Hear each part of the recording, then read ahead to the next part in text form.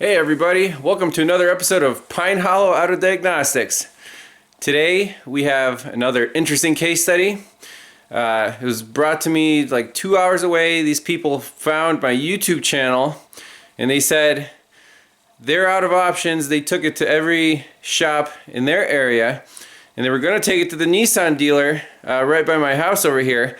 And I told them that's probably not a good idea because I've had some bad experiences there. And I said, I'll be more than happy to take a look at your Nissan Pathfinder for you. And they're like, well, fantastic, we'll bring it over. So we're going to go outside and see if we can make this thing act up. Customer complaint is, it's really hard to start in the morning. It's a crank, no start. The guy said he tries like for 10 minutes, cranks it, lets it sit, and eventually it cranks up. They drove it over here and they said it ran fine for 2 hours. When it's warm it starts up fine. Only when it's cold it acts up. And an interesting thing, they said the gauges go crazy. I'm like, well, which gauges? He said the coolant temperature gauge goes to H and the engine kind of starts going up and down like, and then stabilizes, coolant temp gauge comes right back down. No problems. It was sitting outside for an hour. I cranked it up briefly, and it did it. It acted up. Coolant gauge, temperature gauge shot up to H. It started going like this, and then like a switch, right back down. So it's an intermittent electrical problem just by the symptoms. It's on or off. It's not like the blown head gasket or something. Mechanically, the engine's fine. So let's plug in the scanner. Look for codes, the check engine light is on, and see if we can make it act up. Alrighty, we're inside, key is on, it's cooled down, not all the way, but it's cool. Scanner, it's a 2006 Nissan Pathfinder 4.0 V6, 4-wheel drive. So let's see if we can auto ID this guy. LMN, Nissan, auto ID. And has exactly 170,000 miles. Not too bad for a 2006.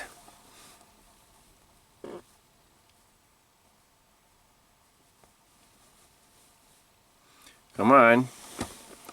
You can do it. There we go. Yep, that's correct.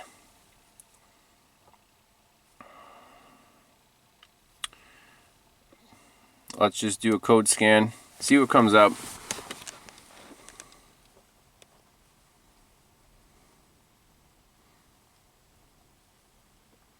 Might take a little while. Well, it's still doing its code scan, but engine codes. 1217 engine temperature overheat. 2119 ETC actuator and 0117 coolant temperature circuit signal low. Interesting. ABS, engine 2 fuel cut system fault. Got some pressure, battery voltage. Not really interested in that. Interesting. Engine 2 fuel cut system fault. So those guys we're not worried about until we fix the engine codes. Very interesting. So ETC actuator, is that related or is it not related? So again, I guess another complaint, I don't know if it's related or not, is loss of power. Sometimes driving on the highway, said the coolant temp shoots up and it actually loses power. They pull over, shut it off for a bit, restart it, and then it's good to go. So the ETC actuator, is that a cause or an effect or a byproduct of the coolant temperature problem? Not exactly sure, but we'll get down to it. So nothing else here of interest. These three guys. So got our code scan. Let's go to the engine menu and just look at data. we want to see engine coolant temperature, since the two codes were related there. And it matches the symptoms on the gauge cluster. Alright, let's do custom, deselect all, RPM, mass airflow, fuel temp, ECT right there. Does not give me a voltage reading, just a Fahrenheit reading. We'll do intake air. We'll do throttle sensor, why not? And that should be good for now, I think. Close throttle position. Accelerator sensor. Alright, list view. So right now we're at 87 degrees Fahrenheit. Let's start it up. Turn the lights on here. See what happens. 87 Fahrenheit.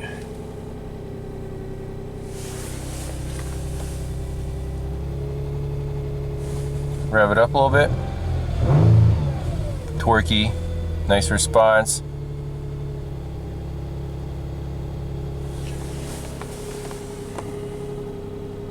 So we're starting to climb, 89.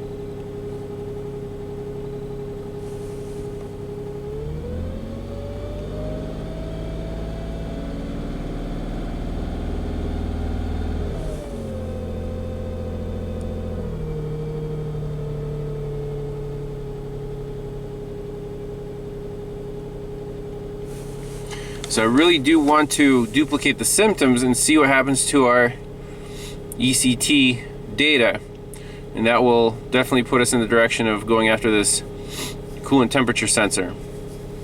If we can't recreate it quickly, we'll pull it in the shop and do a visual inspection. Still have the scanner hooked up looking at live data, do a little wiggle test. It could be just a bad coolant temp sensor, intermittent, dropping out. But so far it's stable. And these climate controls are annoying.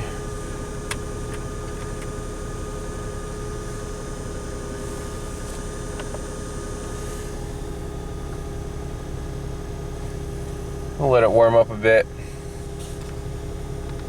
So it's running fine. Got our data up. And the coolant temperature sensor lives all the way back here on this coolant pipe. I don't know if you guys can see that. Right there.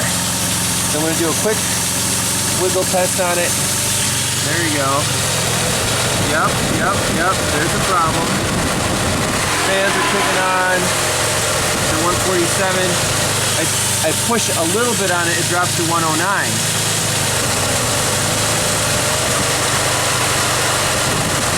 Nuts. Whoa, do you see that? 388. That's the problem right there. Let's see if I can make it act up again.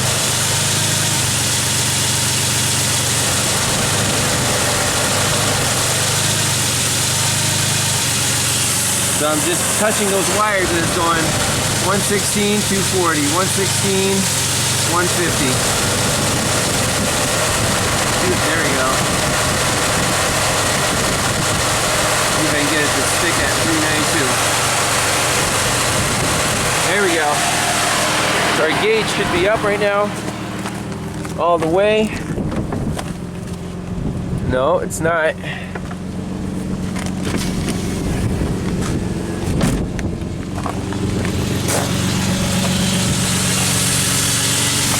Oh, not stable again.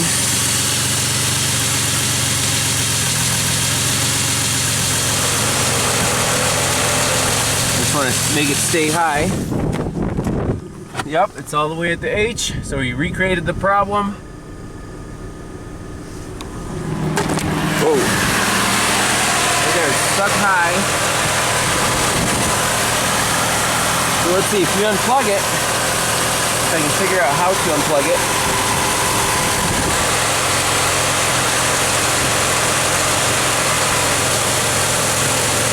So just wiggling it, you can see the problem reoccurring. Fans are going nuts.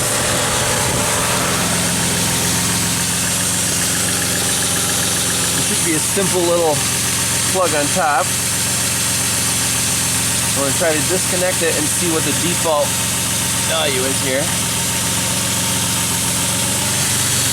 So I disconnected it, it's at 134.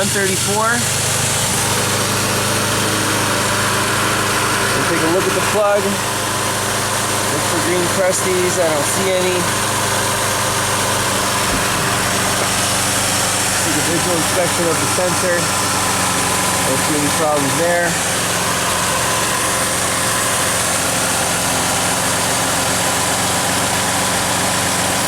Oh shit!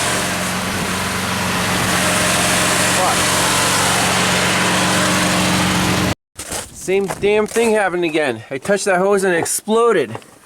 Remember? This guy? Okay, I gotta wash my scanner or wash my face. Well, that was pretty epic. Can't wait to see the video footage on that one. Damn. Oh man, had that happen before. And remember that other Nissan that we did the camshaft position sensor on? Same thing. Let's see if we can get back in here. Man, I gotta fix that too. And yes, in this case, the customer is gonna get charged because if I touch a hose and it blows, it's not my fault. I don't care what anyone says. Oh man. Let's see, codes only.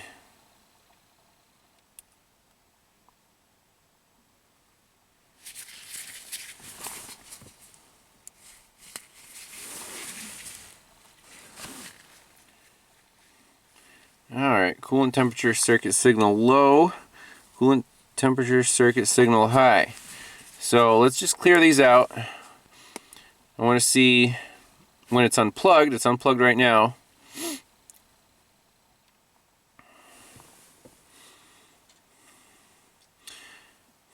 Continue, codes only.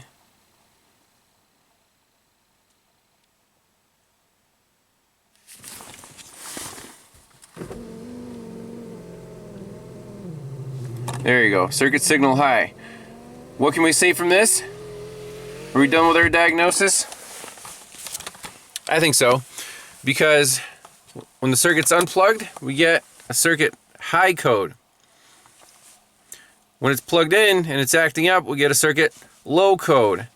So that tells you the wiring is fine, the signal wire is good, and the ground wire is good, 2-wire sensor, and the temperature sensor itself, the ECT, is actually pulling that signal down to ground intermittently and causing the the gauge to spike up and the fans to kick on and setting the engine overheat code. So I'm happy with that. Last thing we want to do is look at data.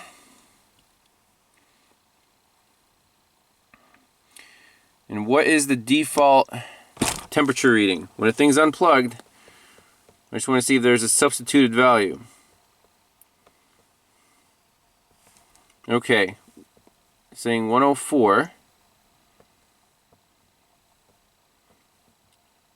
That's interesting. Where's it getting that number? I'm not sure. I'm gonna fire it up. I don't care about the coolant leak. Oh, there it goes. Very interesting. And look, our coolant temperature is actually climbing.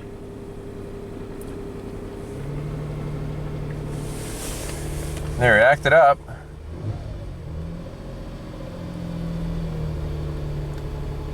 Is that related?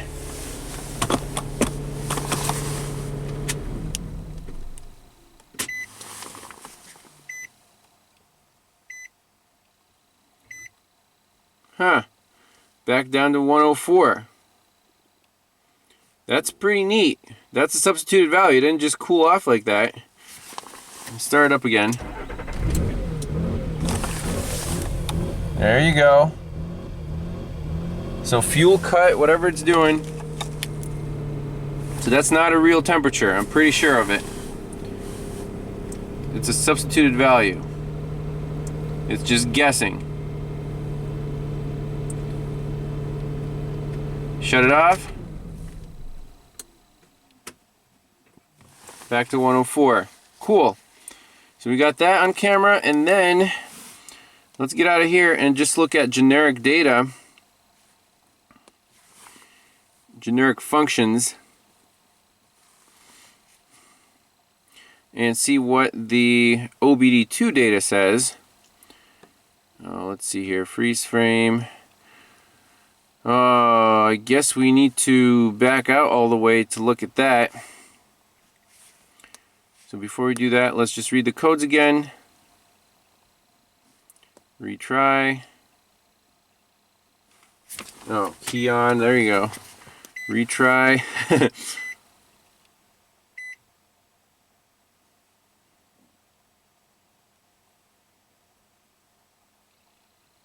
Just the P0118. So, we're not 100% done. We have to fix this problem. Yes, I agree. However, the ECT code, that's still up in the air. You know, we didn't recreate that problem. So, we're going to have to fix this problem for sure, because it could be affecting the, the fuel cut, whatever it's doing. It could be a problem. And then, once we fix this coolant issue, coolant sensor, then we'll take it for a test drive, nice long test drive, and see if it acts up for any other reason. That's what we have to do. So I'm going to order a new sensor. We're going to fix that coolant leak, and we'll be back. Aha!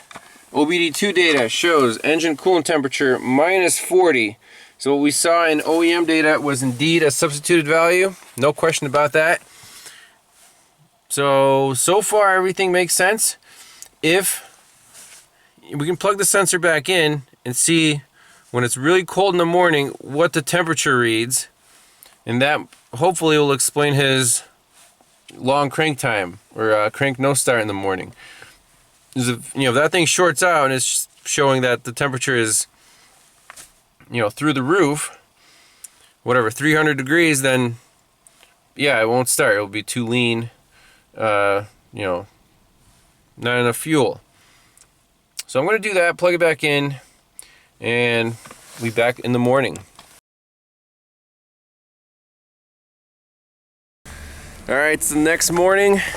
It's in the definitely below freezing, so let us see what the data is on this Nissan. I want to see the coolant temperature sensor. It's all plugged in, ready to go. See what it reads. See if we can start this thing.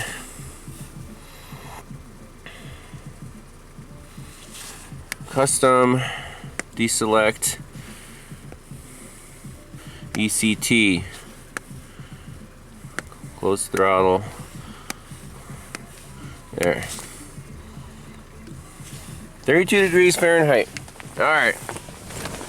Will it start? Let's try it. Fired right up.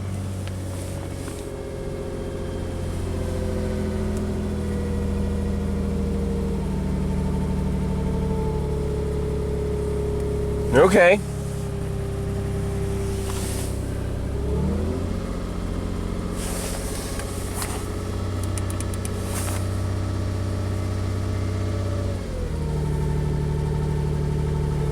Now remember, we still have that hose broken, so I don't want to run it for too long here, but right now the sensor seems to be working okay. So I don't know if it has to be really cold to act up. We're gonna get a new one, put it in, and hopefully this thing will be fixed. And the ECT actuator code, I believe it's all related, because when this problem happens, it starts surging, kind of doing a fuel cut, and of course the computer might think, hey, something's wrong with my throttle body. So I think it's all related.